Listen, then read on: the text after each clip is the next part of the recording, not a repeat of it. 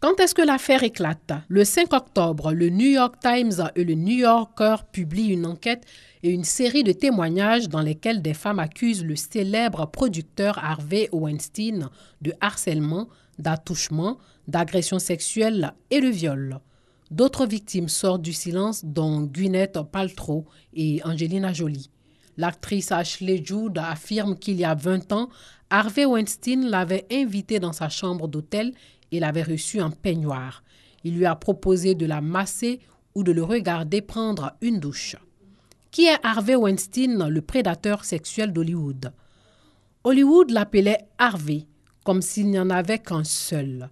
Harvey, l'homme le plus remercié aux Oscars. Tous admiraient le parcours fulgurant de ce gamin du Queens. D'abord promoteur de concerts en 1979, il crée avec son frère Bob le Miramax, le royaume des films indépendants. Il le revend en 1993 à Disney et fonde en 2005 la Weinstein Company. Le producteur qui se serait réfugié dans un centre spécialisé dans les addictions sexuelles en Arizona tenait les films et les carrières au creux de sa main. Son don inné pour remonter et sauver les films lui valut le surnom de l'homme aux doigts d'argent. En 2005, pour lutter contre sa toute-puissance, l'Académie des Oscars décide de réduire le délai qui sépare les Golden Globes de la cérémonie la plus importante d'Hollywood. Quelle suite judiciaire à l'affaire? Harvey Weinstein fait désormais l'objet de 2 enquêtes policières ouvertes le 13 octobre dernier. L'une est diligentée à New York pour une affaire remontant à 2004, l'autre à Londres pour des faits datant des années 80. La procédure s'annonce longue et complexe. Comment judiciariser les témoignages et les révélations faites dans la presse? La difficulté majeure réside dans la prescription et les éléments de preuve. Les 2/3 des femmes situent les faits de harcèlement, d'attouchement ou d'agression sexuelle dans les années 80.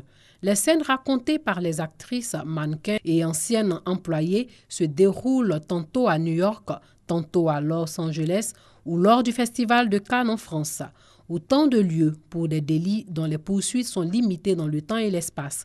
La dimension internationale de l'affaire Weinstein complique la donne, car les législations varient selon les pays. En 2 décennies, une seule femme a osé porter plainte contre le producteur. Le producteur risque-t-il la prison ou va-t-il être condamné à une peine pécuniaire?